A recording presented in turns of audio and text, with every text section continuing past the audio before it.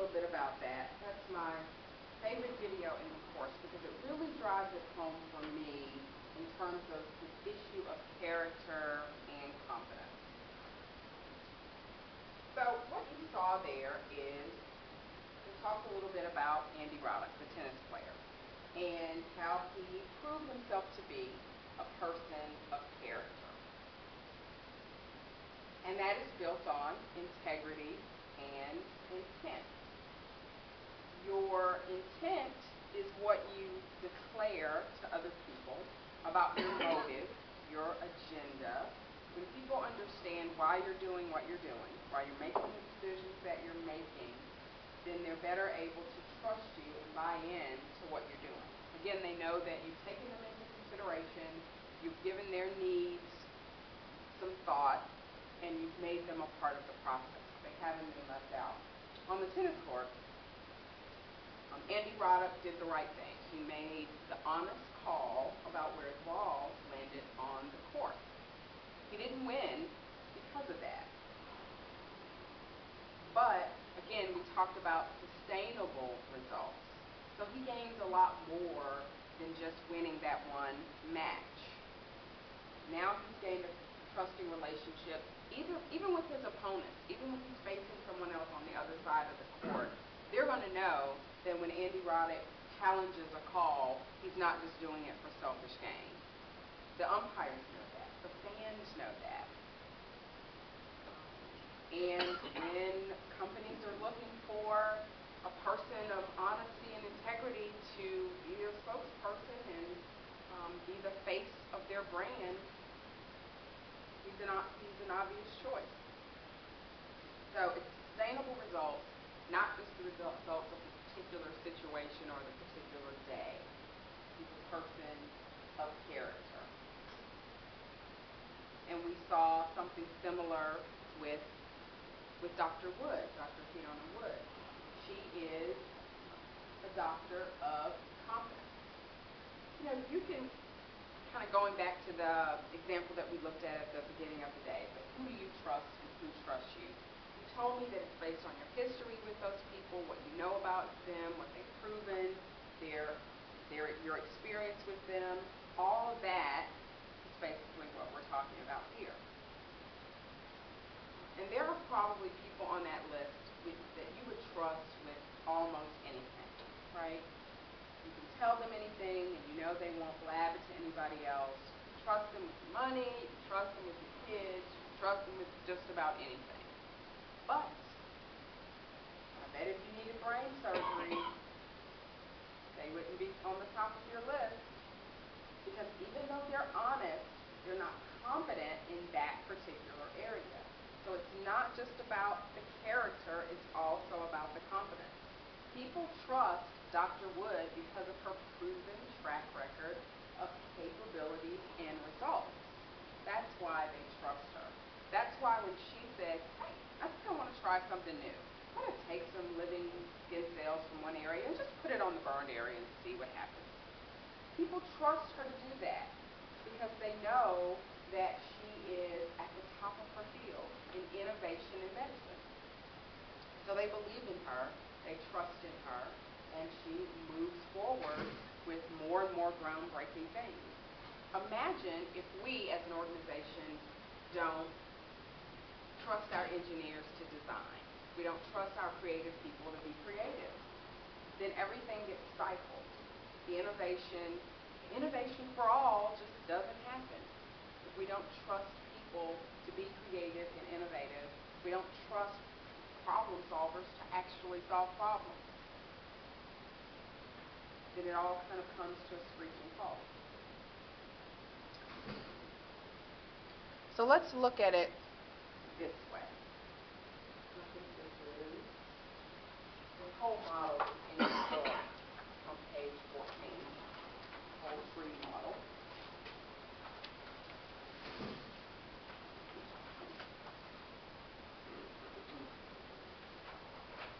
You wouldn't, again, you want to be a leader that has character, that has strong character. You want to make your intent known, your integrity should be evident, should be transparent to others. You want to be a leader of character, right? But you wouldn't want to follow a leader that only has character and no competence. You want a leader that has both, for all of the things, all of the reasons I just mentioned.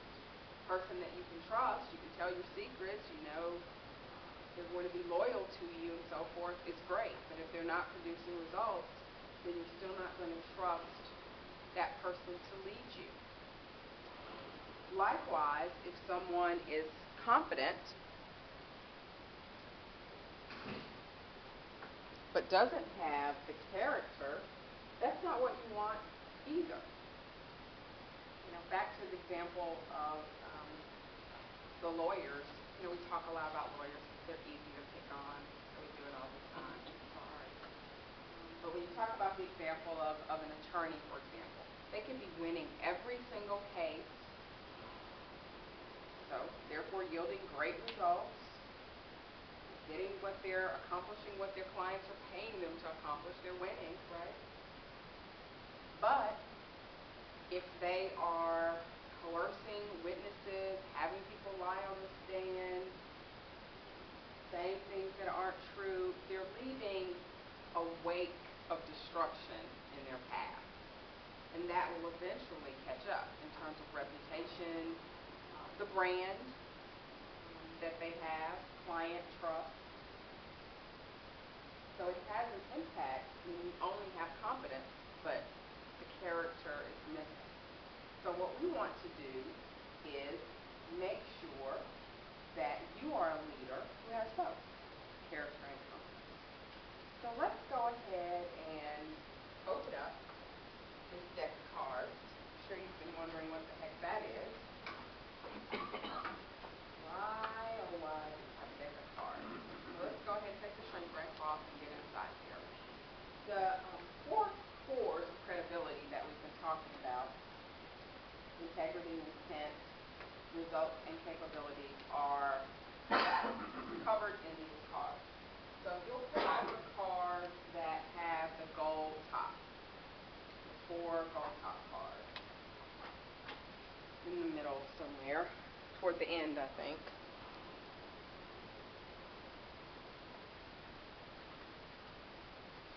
So there are four cards, one for each of the cores of credibility. Covey calls them cores of credibility. So you've got a card for each of them.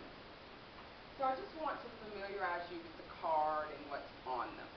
On the integrity card, and this is the same for all four, you have the definition, well, you have a question that you should ask yourself about that particular core. The question is, are you congruent? Does your walk line up with your talk, basically? Then there's a definition for integrity. Integrity is deep honesty, truthfulness, and so forth. There are three different components that are bulleted there, components of integrity: congruence, humility, and courage. Then on the back, you have what the Covey organization calls integrity accelerators. And these are ways to increase your integrity, or at least the perception that others have of it. So what are some of the ways you can do that? Well, you can start by making and keeping commitments to yourself. What a novel. You say you're going to do something for you, do it. When it's time for you to go to lunch, go to lunch. When it's time for you to leave the office, leave the office. Establish integrity with yourself first. Stand for something. Don't be afraid to verbally or even in writing let people know what you believe in. And then they'll hold you to it. But that's good, because they need to see your walk, your behavior lining up with what you say you believe. And be open. You know, challenge things that don't seem right. Stand up for things and for people. So doing those things are some of the ways that you can make your integrity more apparent to others. And that's why we call it accelerator. So the other three cards are very much the same: a question, a definition, some key points, and some accelerators on the back.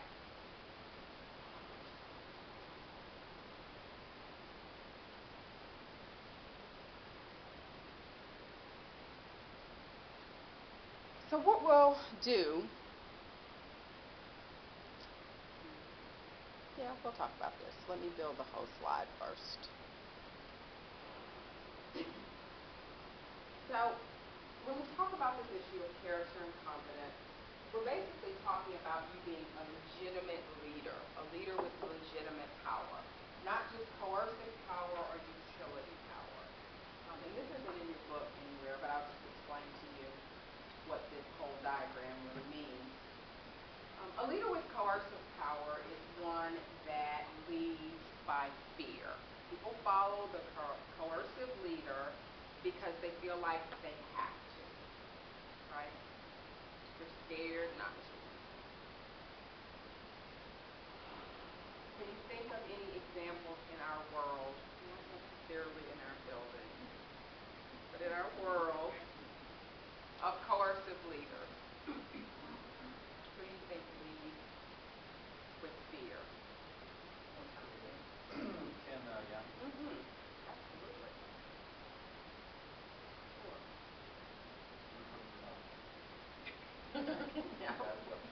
Yeah.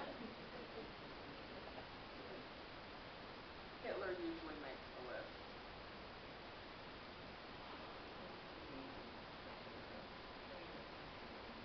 Right. Right.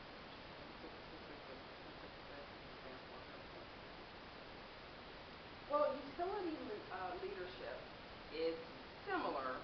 There's some fear, but maybe not quite as much as with the coercive leader. But the leader that has utility power is one that people follow because of the position that they hold. Not someone that you would follow just by your own choice, but because they're in the position, their title is whatever it is, you have to. You don't necessarily believe in them, you don't necessarily back them, but they have the title that says you have to follow, so you do. And that can be in the organization, that could be in politics, that could be in the military. People follow utility power leaders because they're the person who's in charge. They do what they say because they're in charge. Again, their followers follow them because they have to, not really because they believe in it.